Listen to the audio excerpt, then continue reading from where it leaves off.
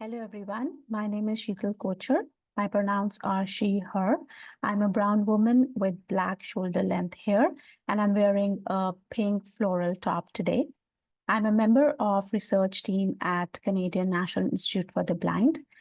Today, I'm delighted to present our project titled Accessible and Inclusive Procurement and Supply Chain Model. For the last 2.5 years, I have had the privilege to lead this project, which started in October 2021, and now it is nearing its conclusion as we are writing our report. To begin, I want to thank my mentor and guide, Dr. Mahadev Sukhai, who is the Vice President, Research and International Affairs and Chief Accessibility Officer at the Canadian National Institute for the Blind. I extend my gratitude to my esteemed team members, Michaela Knott and Andrew Levington, who serve as the lead researchers for this project, and they have been supporting me throughout the duration of this endeavor. I also want to thank our collaborators at Business plus Higher Education Roundtable and our academic partners and students at the University of Toronto and Ontario Tech for their invaluable contributions, which have enriched our research. Additionally, I wish to express appreciation to Accessibility Standards Canada for their generous funding of this project. To start, I will provide an overview of the presentation. Initially, I will outline the project's objectives, followed by an explanation of procurement and an overview of various procurement frameworks to provide some context. Subsequently, I will dive into my research questions, findings, and recommendations. Finally, I will conclude by presenting some discussion questions to encourage an interactive session. So the goal of the project is to undertake a co-design approach with relevant stakeholders in the federal, public service, and private sector in the development of recommendations on accessible and inclusive procurement and supply chain models for the federal public service and federally regulated industries. To establish a foundation, let's begin by defining procurement. So procurement entails to the systematic process of purchasing and selling goods and services that involve specific phases and associated activities, including planning, pre-award, award, contract management, and monitoring, post-contract evaluation, and supplier relationship management. This definition has been taken from the Government of British Columbia. When referring to procurement, I'm considering the acquisition of various items, including buildings, facilities, spaces, technology, devices. It can be digital ICT services, as well as supplies and materials. Now, various approaches or frameworks exist for procurement, and one notable example is sustainable procurement. According to ISO 2400, sustainable procurement aims to maximize the positive environmental, social, and economic impacts throughout the entire life cycle of goods and services, while also minimizing adverse effects. It serves as a very important tool for organizations to address sustainability requirements and contribute to sustainable development. So now there are 4 pillars of sustainable procurement: green or environmentally preferable procurement, ethical procurement, indigenous or aboriginal procurement, and social procurement. So relevant to this project, I will expand on social procurement.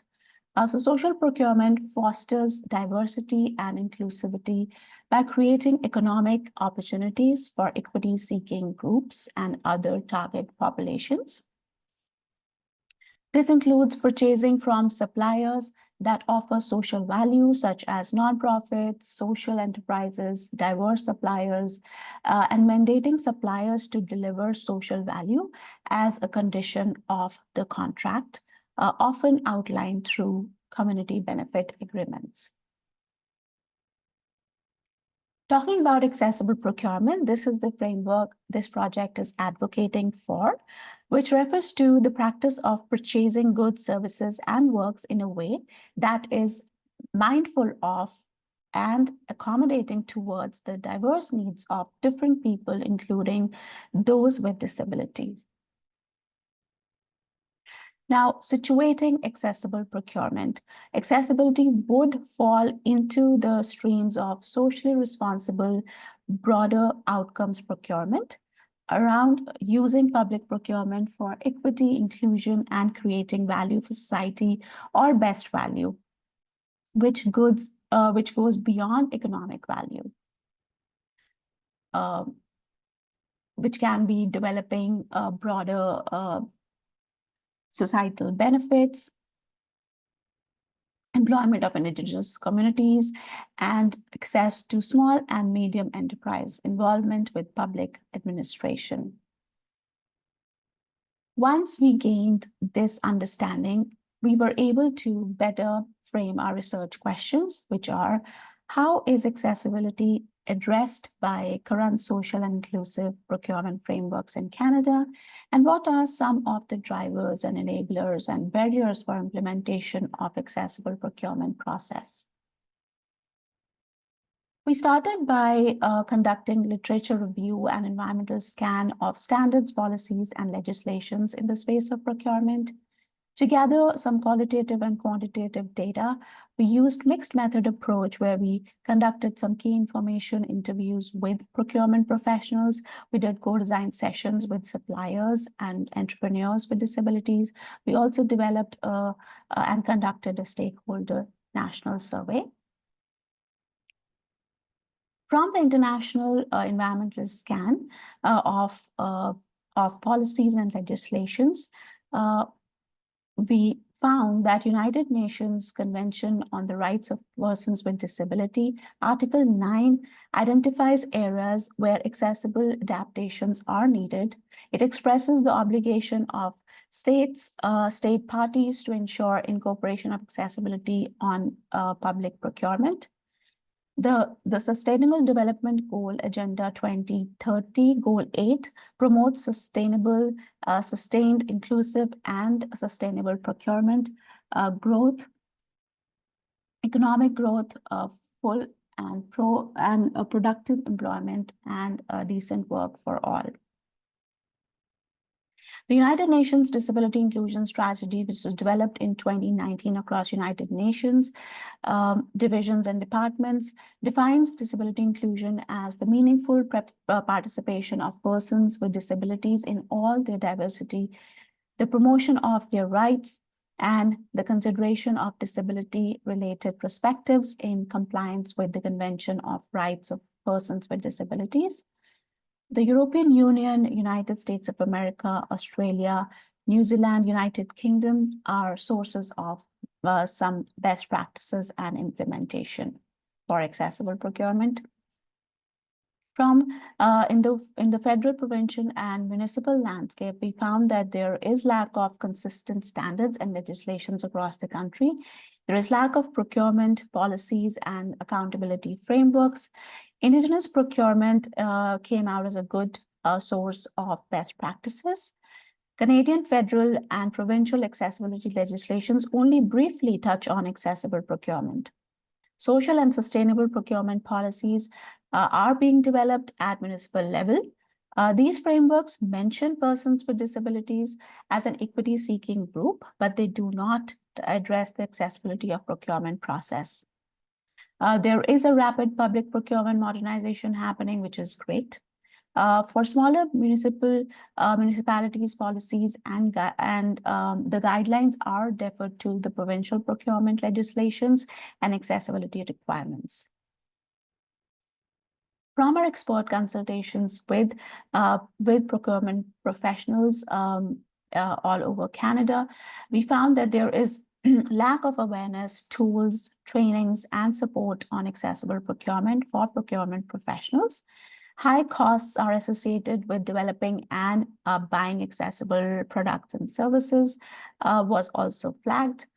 Accessible procurement, it cannot be led from DEI initiatives and has to be with the procurement specifically because of the specified knowledge and intricacies involved.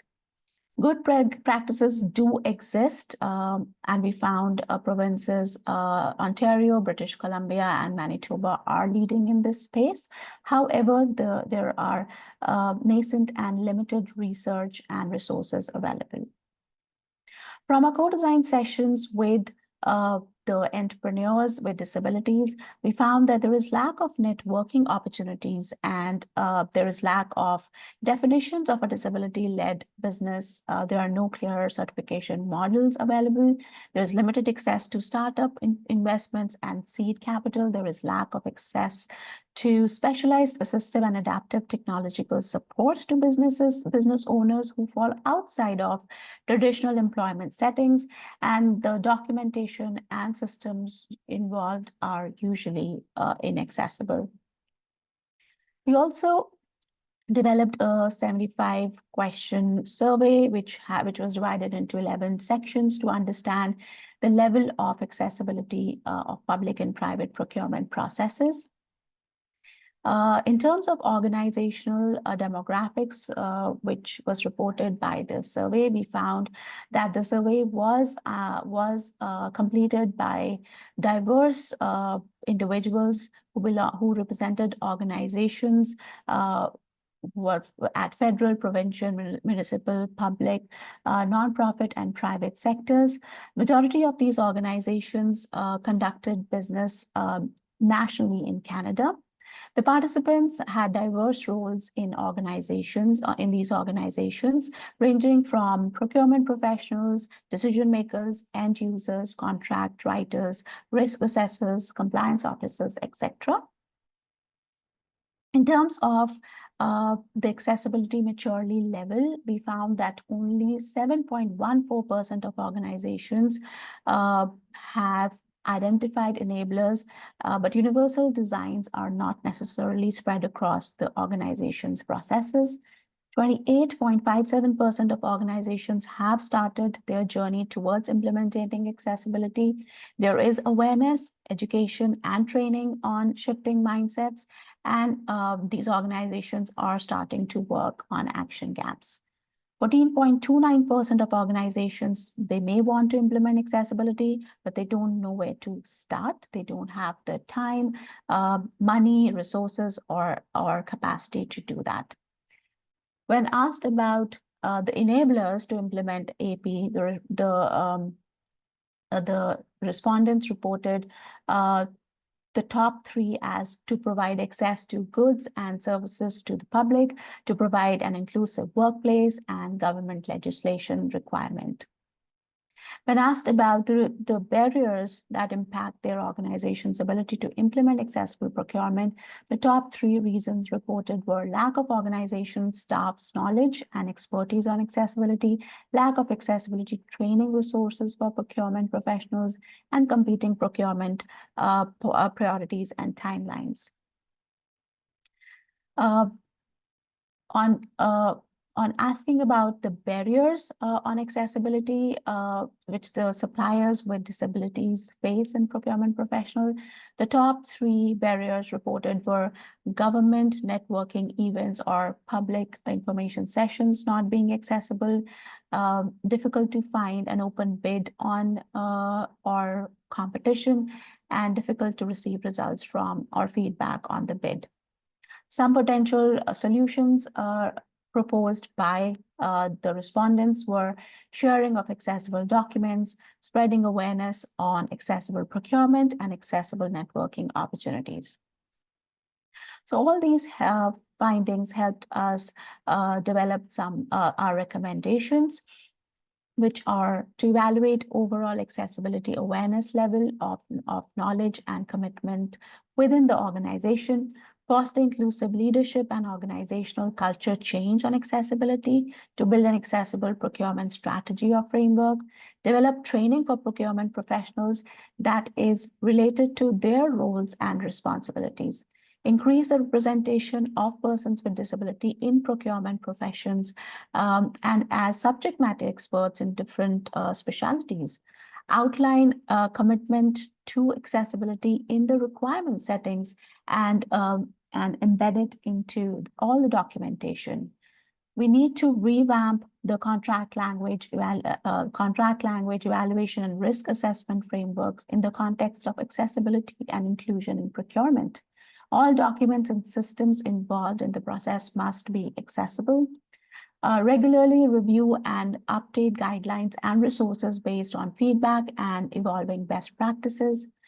We need to collaborate with procurement professionals and disability advocacy organizations to gather insights and inputs for continuous improvement.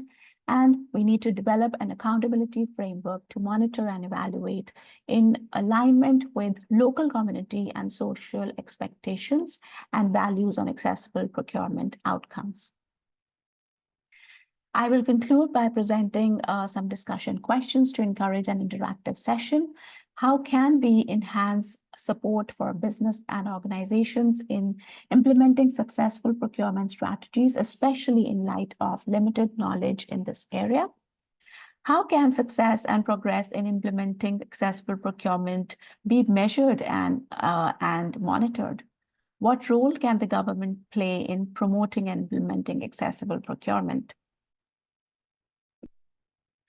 Here are some resources for reference. And for more information, please email research@cnib.ca. Thank you so much for listening to me today.